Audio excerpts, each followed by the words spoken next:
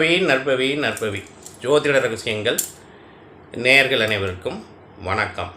இந்த பிரபஞ்ச ஈர்ப்பு விதி அப்படிங்கிற அந்த லா ஆஃப் அட்ராக்ஷன் அப்படிங்கிற விஷயத்தை நான் உங்களுக்கு ஏற்கனவே வீடியோஸில் சொல்லியிருக்கேன். இப்போ அதோட தொடர்ச்சிகள் நிறைய இருக்குது. அதை வரிசையாக பார்ப்போம். உதாரணத்துக்கு நமக்கு ஒரு விஷயம் எப்படி அப்படின்னா ஒத்தவற்றை ஈர்க்கும் அப்படிங்கிறது லா ஆஃப் அட்ராக்ஷனில் மிக முக்கியமான விதி. ஒத்தவற்றை ஈர்க்கும் அப்படின்னா, நம்ம கண்ணாடியை பார்த்து நாம் சிரித்தோம் அப்படின்னா அதுவும் சிரிக்கிற மாதிரியான ஒரு பிம்பம் தெரியும் இல்லையா? நீங்கள் உங்களை ஒரு பிம்பத்தாக நீங்கள் பிரபஞ்சமாக எடுத்துக்கலாம், அல்லது அந்த கண்ணாடியில் தெரிகிறது உங்கள் மனசாட்சியாக நினச்சிக்கலாம், அல்லது அந்த கண்ணாடியில் தெரிகிறது சோவன்ஸா யாருனாலும் நினச்சிக்கலாம். அது மாதிரி தான் ஒருத்தனை பார்த்து நம்ம விஷ் பண்ணோம்னா ஹலோ குட் மார்னிங் சார்னா அவங்க குட் மார்னிங் சொல்கிறாங்களோ இல்லையோ நம்ம முதல்ல சொல்லிடணும். அது மாதிரி தான் இந்த விஷயமும். அப்போ நம்ம ஒரு ஈர்ப்பு விதி அப்படிங்கிறது என்னத்தை சொல்லுது அப்படின்னா, நீ என்ன நினைக்கிற, நீ என்ன வேவலந்தில் இருக்கிற, அந்த விஷயம்தான் அதை கொண்டு வரும்.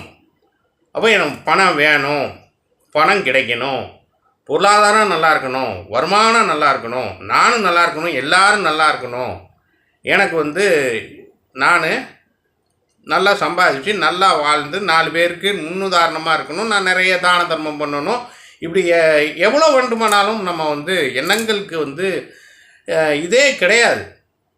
இவ்வளோ தான் எண்ணம் அப்படின்னு நான் டெய்லி இவ்வளோ தான் நினைக்கிறேங்க அப்படின்னு யாருமே சொல்ல முடியாது. ஏன்னா என்ன அலைவரிசை மாறிக்கிட்டே இருக்கும். ஃப்ராக்ஷன் ஆஃப் செகண்டுக்குள்ளே ஒருத்தன் எவ்வளவோ அந்த இதை கண்டே பிடிக்க முடியாது. இப்போ தோசை சாப்பிட்லான்னு நினைப்பான், அப்புறம் அங்கே தோசையை சுடுறதுக்குள்ளே நான் இட்லி சாப்பிட்லான் இருக்கேன் அப்படின்னு மாற்றிடுவான். மனுஷனோட இதே இந்த ஆசிலேஷன், வேவரி லென்த், வேவரி மைண்டு, இதெல்லாமே அதுதான் அங்கே பிழையாகக்கூடியதாக இருக்கும். அப்போ நம்முடைய எண்ணங்கள் சமநிலையில் இருக்க வேண்டும். பேலன்ஸ்டு சமநிலை என்பது மனிதன் சமநிலை அற்ற தன்மையை தான் அதிகமாக அடையக்கூடியவராக இருப்பான். ஒன்று நம்ம குழம்புவோம், இல்லைன்னா நம்மளை யாராவது குழப்பிட்டு போவாங்க. நெகட்டிவ் எனர்ஜி அப்படிங்கிறது நெகட்டிவ் ஸ்ப்ரெடர்ஸ், நெகட்டிவ் ஹேட்டர்ஸ், இந்த மாதிரி நிறைய விஷயங்கள் இருக்குது. நாம் பாசிட்டிவாக இருக்கணும், நான் நேர்மறையாக இருக்க வேண்டும், நான் அப்படி இருக்கணும், நான் இப்படி இருக்கணும் அப்படின்னு நம்ம பண்ணிக்கிட்டே இருப்போம். ஆனால் நம்மளை கெடுக்கிறதுக்குனே யாராவது பக்கத்துலேயே இருப்பாங்க, நம்ம கூடவே இருப்பாங்க, நம்ம கூட சுற்றிக்கிட்டே இருப்பாங்க, இல்லை நமக்கு எதிரான வினைகளை செய்து கொண்டே இருக்கக்கூடிய ஆட்கள் இருக்க தான் செய்வார்கள். அதுதான் கர்மா. அதெல்லாம் உடைச்சி தான் நாம் ஒரு பாசிட்டிவ் ஸ்பிரிட்டாக இருக்கணும். அப்படி இருந்தால் தான் நாம் நினச்சதான் அடைய முடியும்.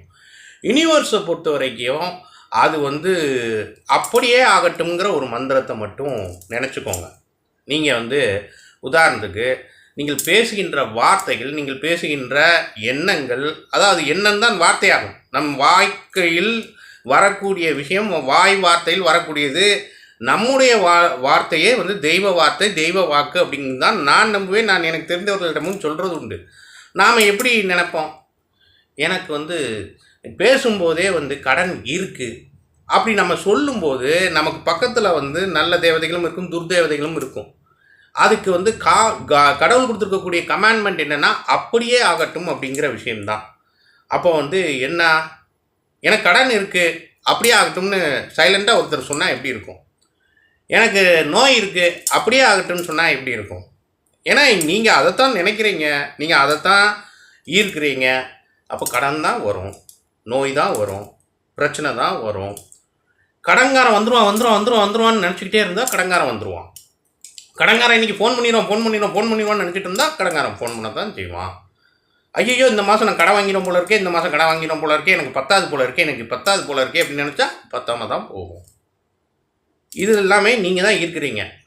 இது யாரும் உருவாக்குறது கிடையாது. நீங்கள் தான் இந்த விஷயத்தை நீங்கள் பிரபஞ்சத்தில் பதிவிட்டு கொண்டே இருக்கின்றீர்கள். இது ஒரு பதிவு, இது ஒரு ரிட்டன் ஸ்டேட்மெண்ட் மாதிரியான ஒன்று, இது ரிஜிஸ்டர்டான ஒன்று.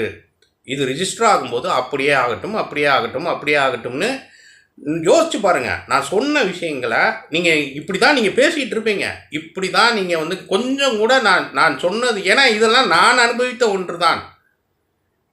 என்னுடைய அனுபவத்தில் இருந்து தான் நான் இதுக்கப்புறம் இந்த விஷயங்கள் எல்லாம் தெரிந்ததற்கு பிறகு சராசரியான சாமானிய மக்களுக்கு இருக்கக்கூடிய மனோநிலையை இப்படி தான் இருக்கும். ஒரு சைக்கலாஜிக்கலான ஒரு விஷயம் இதுதான். இது வெஸ்டர்ன் கல்ச்சர் அவன் வேறு விதமாக அதை மாற்றுறான். பிரச்சனை இருக்கா, பிரச்சனையவே நினைக்க மாட்டான், அவன் சொல்யூஷனை தான் நினைப்பான். ஆனால் நாம் அப்படி கிடையாது.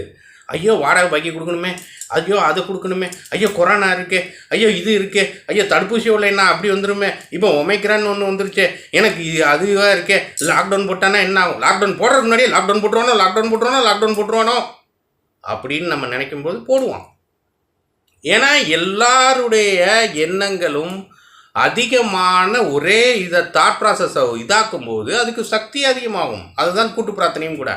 ஒருத்தர் எல்லாருமே சேர்ந்து ஒருத்தர் நல்லா இருக்கணும், இந்த மாதிரியான ஒரு தலைவன் வரணும், இந்த மாதிரி ஒரு நாடு நல்லா இருக்கணும்னு நினைக்கும்போது அந்த நாடு செழிக்கும். நன்றி, மகிழ்ச்சி, வணக்கம்.